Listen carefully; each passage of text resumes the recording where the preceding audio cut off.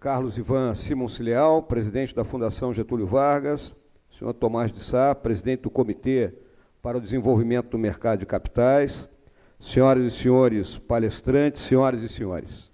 Meu bom dia a todos, expressar a minha satisfação e o meu privilégio por poder iniciar uma semana, uma segunda-feira de manhã, numa atividade tão prazerosa, tão importante, de nós podermos discutir, debater, né, os problemas que afligem o nosso país e a forma como o nosso governo vem procurando superar essa situação que nós estamos vivendo, de modo que se consiga lançar as bases para que o nosso país entre num novo ciclo, um ciclo que nós queremos que seja definitivo, de crescimento sustentável, que não haja retorno disso.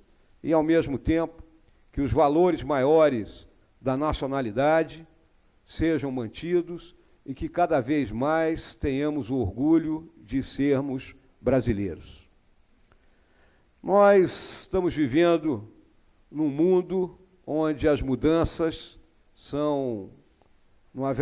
ocorrem numa velocidade extrema. É um mundo de inquietação, é um mundo de insegurança, e essa revolução tecnológica que ela vem ocorrendo aí ao longo dos últimos 500 anos, ela mudou terrivelmente a nossa forma de viver. E por que eu digo isso? Se diz que no ano de 1500, um camponês ibérico que tivesse hibernado no ano 1000 e acordasse ali na hora da partida da Esquadra de Cabral, né, rumo àquilo que seria o descobrimento do Brasil, ele não veria grandes mudanças. As roupas eram praticamente as mesmas, né, as pessoas se moviam usando cavalos e carroças, não tinha grandes diferenças no mundo do ano 1000. No entanto, se um marinheiro da Esquadra de Cabral hibernasse naquele ano 1500 e acordasse agora, ele tomaria um susto, não é? Porque o mundo é totalmente distinto daquele que ele viveu. Então, isso demonstra, nessa sequência da idade, da humanidade, da vida, da nossa trajetória na Terra, essa mudança. Para mim mesmo, e tenho certeza para alguns que estão aqui, que já passaram dos 60 anos de idade, né, as coisas foram extremamente velozes. Eu estou vendo muita gente jovem aqui. Na década de 60, né, quando eu tinha ali meus 10, 11, 12 anos, havia um desenho animado chamado Os Jetsons, né, que eles se falavam pela televisão, tinham carros voadores. Bem, isso está acontecendo agora, né? Então, em 50 anos, né, essa mudança nos alcançou e mudou radicalmente o nosso estilo de vida e a nossa capacidade de absorvermos informação, de sabermos o que está acontecendo. As fronteiras, elas foram derrubadas tremendamente. No início dos anos 70, né, eu vivia numa pequena cidade do interior do Rio Grande do Sul, chamada Bagé, né, não tinha descagem direta à distância, celular, não vou nem tocar nesse assunto, né, porque isso não havia mesmo.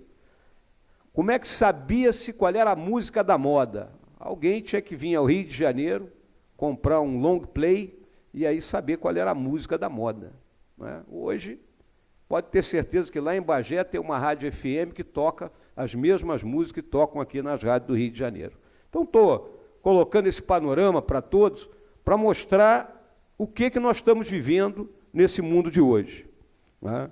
Estamos entrando numa nova era da economia, a economia do conhecimento.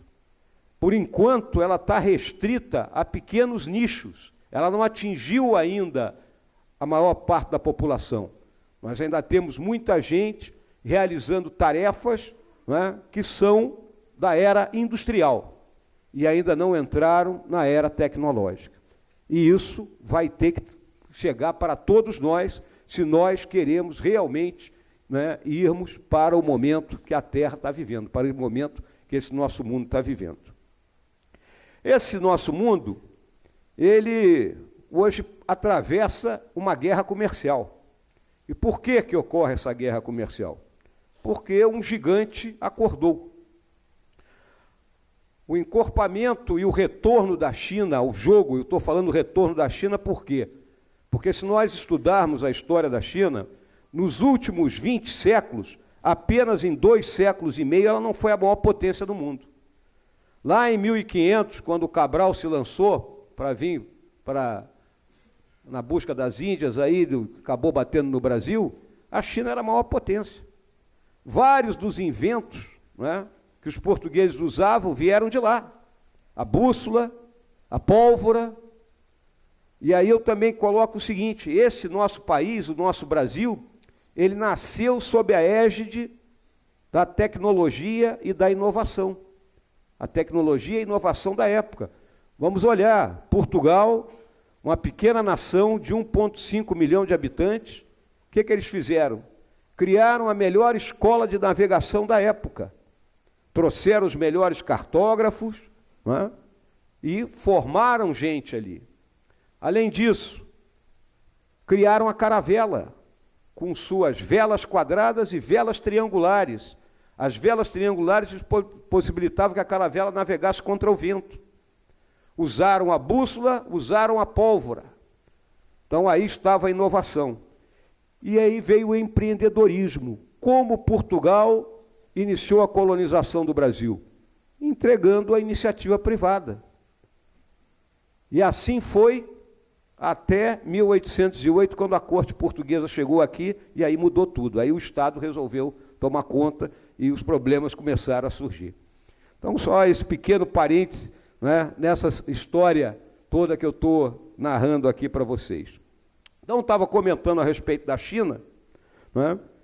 Esse encorpamento da China, ela começa primeiro, né, copiando as coisas, e depois ela passa a produzir.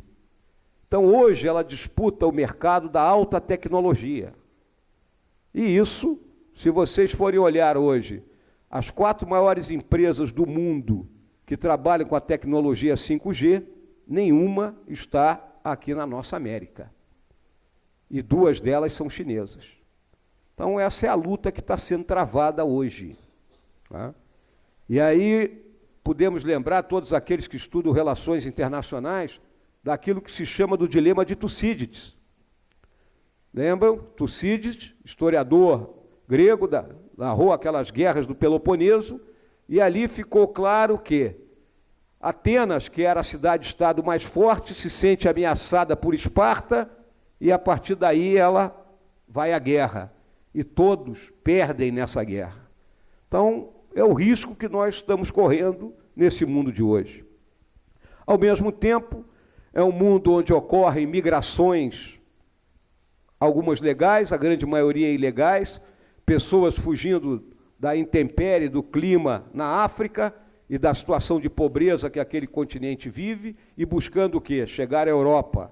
E aqueles que saem do Oriente Médio, né, e também se destinam à Europa. E isso é um problema que a Europa está enfrentando.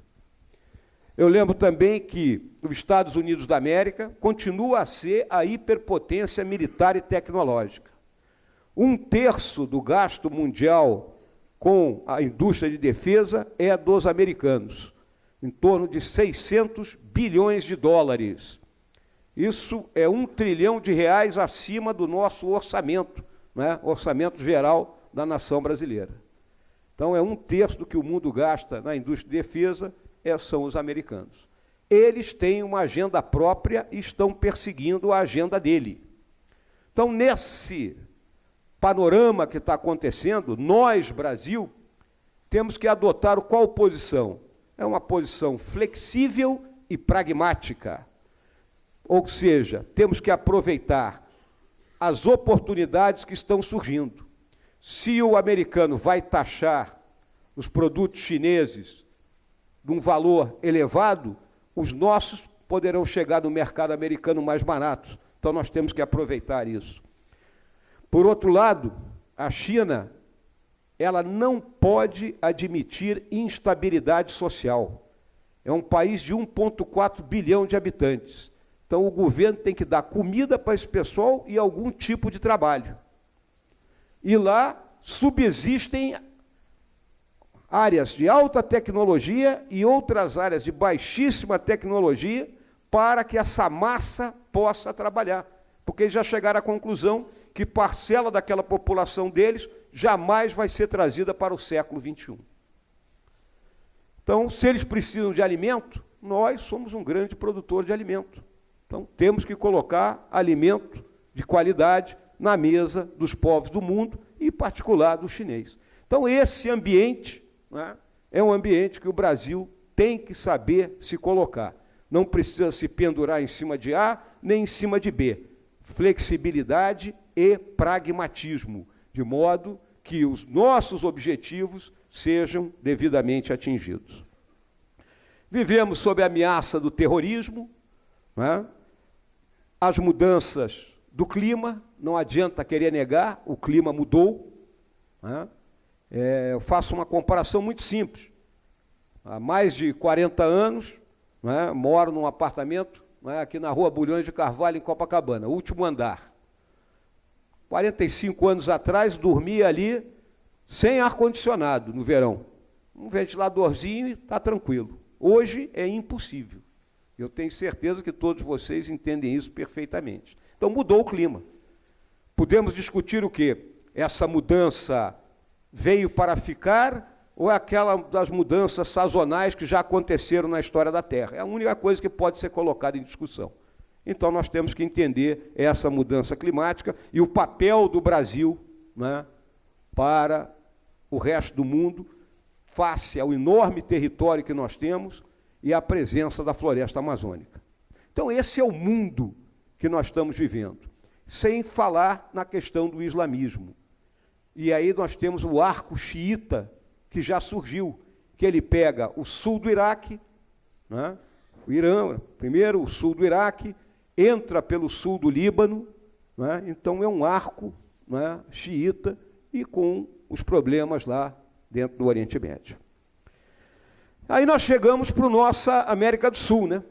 A nossa América do Sul, ela é um pouco complicada, porque aqui ainda tem uma turma que permanece no século XIX, tá? Ainda não entrou nem no século XX. Vou dar só um exemplo aqui. No Estado Plurinacional da Bolívia, um tempo atrás, o ministro de Relações Exteriores, o David Choquehuanca, pegou e disse, olha, aqui é uma nação do Sul, por que que o relógio tem que girar no sentido horário? Não, aqui vai girar ao contrário. E se vocês forem lá em La Paz, né, o relógio lá do Poder Legislativo, ele é o contrário, porque é uma nação do Sul, então o relógio gira ao contrário. Então, em vez de ser o número 11, é o número 1, e assim sucessivamente. Isso é coisa típica nossa, né? A Cristina Kirchner, quando era presidente da Argentina, ela botou uma tarifa quase zero na energia, porque tinha que subsidiar todo mundo, independente da classe social da pessoa. E com toda a situação, a difícil situação financeira que a Argentina está vivendo lá. Tá? Desculpem. Muito bem. Voltando, então, aqui à nossa América do Sul. Temos os maiores produtores de droga. Tá? Bolívia, Peru, Colômbia. E a produção de cocaína é enorme. E quais são os grandes mercados? É o nosso país, o Brasil, é os Estados Unidos e a Europa. Então, nós somos ou área de trânsito para que essa droga chegue ao restante do mundo, né, ou ela para aqui, para o consumo, com todos os problemas que nós vivemos aqui no Brasil, porque aqui existe disputa por território, por quadrilha de tráfico de droga. Consumo de droga, esse flagelo existe em todos os países do mundo, mas nos outros países ninguém vende droga de fuzil nas costas. E, infelizmente, é o que ocorre aqui no nosso país. Ao mesmo tempo, temos a questão da Venezuela. Venezuela é um caso clássico de como se destrói um país. País rico, né? E aí tem aquela questão da maldição do petróleo, né? Então, um país com recursos, né? Não só o petróleo, como terra agriculturável, como belezas naturais, onde o turismo, né, se desenvolve, né? Tem desde praias paradisíacas no Caribe até montanhas nevadas, né? Venezuela, se olharem a história dela, desde a independência, ela viveu grande parte sob ditadura. Pequeno interregno ali no século passado, no começo do século, até 1958, quando cai o Pérez Jiménez, foi ditador lá, e aí entra um regime de alternância de poder entre dois partidos que ficou conhecido como Pacto de Punto Fijo. Então, entre 1958 e 1998, 40 anos, esses dois partidos se alternaram no poder, 4 anos para cada um, mas não conseguiram o quê? Não conseguiram debelar a pobreza, né? O que aconteceu? Grande parte da população venezuelana continuou sem ter acesso às riquezas oriundas, principalmente do petróleo. Nesse meio tempo, como todos os países da América do Sul, na década de 60, eles tiveram uma guerrilha. Essa guerrilha foi debelada, mas fizeram a autocrítica deles. E chegaram à conclusão de que, para tomar o poder na Venezuela, eles precisavam das Forças Armadas. E aí inicia um processo de infiltração nas Forças Armadas venezuelanas. Desse processo nasceu o Hugo Chávez. Em 1992, o Hugo Chávez tenta um golpe de Estado. Mal planejado, péssima organização, ele é preso. Na hora de ser preso, o general que era o encarregado de realizar a prisão dele era um cara comprometido com essa história toda. E aí permite que o Chávez falhe a nação. Chávez, como diz aqui meu amigo Marcelo, vem de patinete para Saci, né? Ele fazia isso, né? Botava ele para falar, ele encantava todo mundo. E ele faz um discurso, né, que entra no imaginário da população como o novo Bolívar. Ele é anistiado em 94, e aí aparece um argentino chamado Norberto Cerezoli, com os livros embaixo do braço, e cria um programa de governo para ele, baseado numa trilogia: Exército, Caudilho e Povo. O Exército, Força Armada, com uma sustentação, o caudilhão, né, o populismo, né, e o povo sendo abastecido pelo recurso do petróleo. Enquanto o petróleo teve a $120 do barril, isso aí funcionou. Mas corrupção, incompetência, má gestão, nada do que nós não tenhamos visto aqui também no nosso país, levou a um decréscimo extraordinário da atividade econômica e morre Chávez, o herdeiro Maduro sem capacidade para controlar o país, e o país vive numa pré-guerra civil, com grupos armados lá dentro, com as forças armadas divididas, né, com atores externos, como 20 mil cubanos lá dentro que controlam as milícias, controlam o sistema de inteligência, a Rússia fornecendo armas e a própria China, que investiu bastante lá e quer o dinheiro dela de volta. Então, não é um processo simples de ser pacificado, é um problema porque está na nossa fronteira, só não é pior porque a distância entre a nossa fronteira e a parte mais habitada da Venezuela, lá pela região do Rio Orinoco, é quase 600 quilômetros. Se fosse menor a distância, tivesse mais gente vivendo aí ao sul do Orinoco, nós teríamos muito mais problema com a chegada desses imigrantes venezuelanos que estão vindo para o nosso país numa situação extremamente difícil e compete a nós, obviamente, auxiliar esse pessoal. Então, isso é a América do Sul, é o nosso entorno. E o nosso Brasil? Bom, o nosso país, todos vocês entendem perfeitamente que vivemos uma crise, né, política, econômica e uma crise de valores que assaltou a sociedade como um todo. Por que nós chegamos a essa situação? Nós temos um sistema político que ele é difícil de conceber, tal a fragmentação partidária que nós temos. Hoje, lá dentro do Congresso, na Câmara de Deputados, nós temos 26 partidos representados. Apenas 2 partidos têm mais de 50 deputados.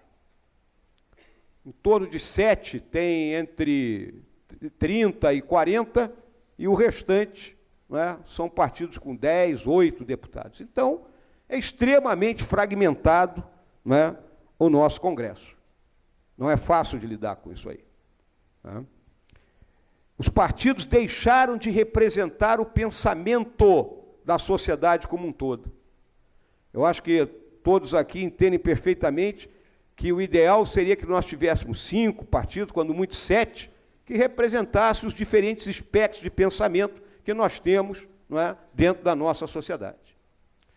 As eleições tornaram-se extremamente caras, e aí houve aquela válvula de escape, não é, para ser um ponto onde a corrupção imperou, não é, via o famoso Caixa 2, ou Caixa 3, Caixa 4, não é.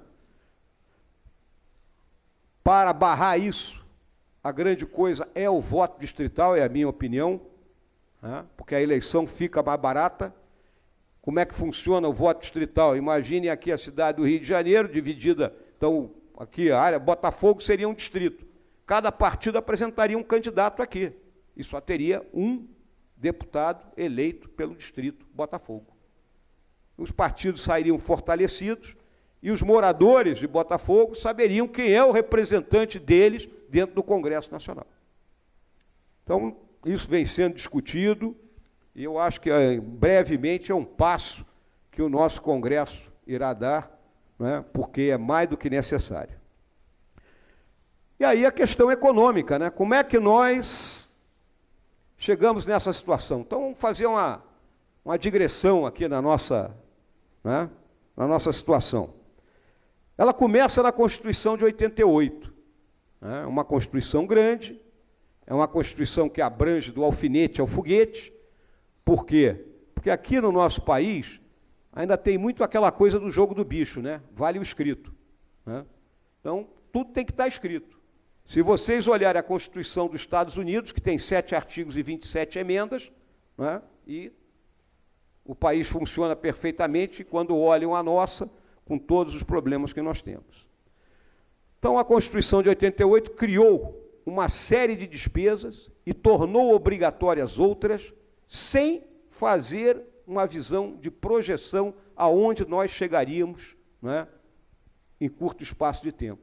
E foi o que ocorreu. Em 30 anos, né, aquela quantidade de despesas obrigatórias, ela hoje come 96% do nosso orçamento. Ou seja, de cada R$100 que o governo arrecada, R$96 estão carimbados. Né? Lhe sobram R$4. Então, sem recursos para investimento. As despesas discricionárias do orçamento são extremamente limitadas. Ao mesmo tempo, o que ocorre nesse pacote todo? Né? Nós vivemos a hiperinflação. Talvez a turma mais jovem aqui não lembre disso, né? Mas a gente, quando recebia o salário no final do mês, saía correndo para o supermercado antes que o cara remarcasse os preços lá. A hiperinflação ela foi derrotada onde? No Plano Real. E aí nós tivemos o governo do presidente Fernando Henrique, que durante 8 anos trabalhou com um tripé macroeconômico e buscou o equilíbrio fiscal. Aquilo que eu falo que é igual tem que ser na casa da gente. Quem gasta mais do que ganha, ele primeiro entra no cheque especial, depois ele estoura o cartão de crédito e, por último, ele vai para o agiota. Né? Então, aquele tripé macroeconômico dele, do câmbio flutuante, da taxa de juros e da meta de inflação, né? E a busca constante do equilíbrio fiscal. Né? Muito bem. Presidente Fernando Henrique sai, entra o presidente Lula em seu primeiro mandato. E ali ele continua a seguir o mesmo tripé macroeconômico, né? Ou seja, segue by the book, sob a orientação do seu ministro da Fazenda, que era o Palocci. O presidente Lula é reeleito, ele pensava que poderia ter perdido aquela eleição fruto da questão do mensalão, e aí muda completamente, né, a visão econômica do nosso país. E passa o quê? A se gastar desmesuradamente. E como é que o governo gasta desmesuradamente? Ele gera dívida. Porque se ele não arrecada o suficiente e quer gastar mais, o que ele faz? Ele emite títulos, né, e gera uma dívida que vai bater nas costas de cada um dos jovens que estão aqui hoje. Então, ao longo de 2005 até 2015, nos endividamos em 700, 800 bilhões de reais. Mas vamos falar aqui, se a gente tivesse se endividado em 700, 800 bilhões de reais e tivéssemos estradas alemãs, né, hospitais suíços e escolas britânicas, estaríamos todos satisfeitos. Mas não é isso que nós estamos vendo. Esse dinheiro sumiu, não é, sem número de obras inacabadas, entregue àqueles chamados campeões nacionais, não é, refinarias premium da Petrobras que nunca apareceram, e estamos nós imersos nesse mar da dívida. Então, nessa situação, não é, o nosso governo assume. E a grande tarefa do ministro Paulo Guedes, da equipe dele, é atacar os dois grandes problemas da nossa economia: a questão fiscal e a agenda de produtividade. A questão fiscal, nós temos que buscar o equilíbrio. Então, qual era a primeira coisa para buscar o equilíbrio fiscal? A reforma da Previdência. Felizmente, ela está encaminhada. Não da forma que nós, governo, gostaríamos, mas existe um velho aforisma no meio militar que diz o seguinte, que o ótimo é inimigo do bom. Então, vamos ter uma reforma boa, e não a ótima. Daqui a 5, 6 anos, nós vamos estar discutindo novamente isso aí. Vocês podem ter certeza disso. Agora, não poderíamos passar por cima disso aí, em hipótese alguma. Senão, a garotada que está aqui ia trabalhar até o último dia da sua vida, não tinha aposentadoria para vocês. Porque o sistema que nós temos é uma pirâmide. Quem chegou na frente, como eu, os mais experientes que estão aqui, que já nos aposentamos, vamos receber. O restante, só Deus sabe. Então, ela é o quê? Não é a solução dos problemas, ela é a abertura. É como se o Brasil estivesse dentro de uma garrafa e o gargalo é a reforma da Previdência. Então, nós temos que sair por esse gargalo para o quê? Para que se crie um ambiente de estabilidade, e estabilidade gera o quê? Gera confiança. É isso que está sendo buscado. Também vamos buscar como reduzir o desnível fiscal que estamos vivendo. Venda de estatais. Se a empresa está dando prejuízo, o governo não tem condições de arcar com aquilo, tem que vender. Então, vamos privatizar aquilo que puder ser privatizado. Não vamos contratar ninguém pelos próximos anos. Então, pessoal, vamos fazer uma diminuição do tamanho do Estado de forma, digamos assim, branda. À medida que as pessoas forem se aposentando, nós não vamos contratar ninguém, até que a gente consiga equilibrar as nossas contas. E a agenda de produtividade? Nós temos uma das mais baixas produtividades no mundo. Por quê? Temos uma infraestrutura que parou no tempo. Grande parte do que nós temos hoje de infraestrutura foi construído no tempo do governo militar. Depois não se construiu mais nada. Nossas estradas, quem anda por elas sabe como é que elas são. Ferrovias sumiram. Portos, aeroportos, navegação de cabotagem. Imagine que nós temos um litoral de 7.500 quilômetros, cheio de portos, e transportamos uma carga do Rio Grande do Sul para o Rio Grande do Norte em lombo de caminhão, podendo botar num navio. Então, essa nossa infraestrutura tem que ser melhorada. Também, o que nós temos que fazer mais ainda na agenda de produtividade? A reforma tributária. Nós temos um sistema tributário caótico. Nós estamos pagando hoje 32%, 33% do PIB de imposto. E esse penaliza os mais pobres, porque os impostos incidem na comida, na bebida, né? E a turma mais pobre é a que mais sofre com essa carga que nós temos aqui no país. Então, nós temos que reorganizar o sistema, porque é uma quantidade de impostos, para depois termos alíquotas, né, mais compensadoras, digamos assim. Existem várias ideias rodando aí. A Câmara dos Deputados tem uma lá, do Bernardo Api, né? O Senado está com o do ex-deputado Rauli, e tem a nossa que está sendo trabalhada. Ainda tem outras aí correndo por fora. Amanhã eu vou estar lá em São Paulo com o pessoal do Brasil 200. A deles é uma o imposto único sobre as movimentações financeiras, não sei se é 0,25, né, Carlos? Eu acho que é 2,5%. 2,5%. Né? Então, tem várias ideias, nós vamos ter que discutir isso, e o campo de discussão é o Congresso. Mas uma coisa é certa, nós temos que mudar o sistema tributário, porque ele torna extremamente pesado a nossa atividade produtiva. Para que as senhoras e senhores tenham uma ideia, o que se tributa? Se tributa a renda, propriedade e produção, serviços. Em renda e propriedade, nós estamos lá embaixo, na escala de comparativa com os demais países. Agora, na produção, serviço, nós somos o segundo do mundo em tributação. Então, é o peso que o empresário brasileiro, o empreendedor brasileiro, carrega nas costas. Então, nós temos que trabalhar forte em cima dessa questão da reforma tributária. E vamos ter que lidar com a abertura do país ao mundo, a abertura comercial. Nós não podemos, nós somos um dos países mais fechados do mundo, nosso fluxo de comércio é 1,2% do fluxo de comércio mundial. Um país do tamanho do nosso, com o potencial do nosso. Então, nós temos que aumentar o número de importação e exportações, tá, para que realmente entre nessas grandes cadeias mundiais de valor agregado. Então, esse é o trabalho do governo, do presidente Bolsonaro, é o que ele está se dedicando, né? É um trabalho incessante e que tem que ser baseado numa trilogia, senhoras e senhores, tem que entender isso. Em primeiro lugar, clareza. Então, eu estou procurando aqui, da forma mais objetiva possível, explicar a todos esses nossos objetivos.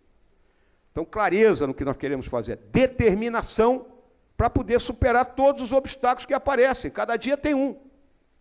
E paciência. Tem que haver paciência, porque a paciência faz parte do jogo político, né? E o jogo político ele se processa dessa forma. Então, é isso que eu gostaria de lhes apresentar, de lhes falar nessa manhã, né? Lhes desejo extremo sucesso aí ao longo das atividades que vão desenvolver aí nesse seminário. Muito obrigado.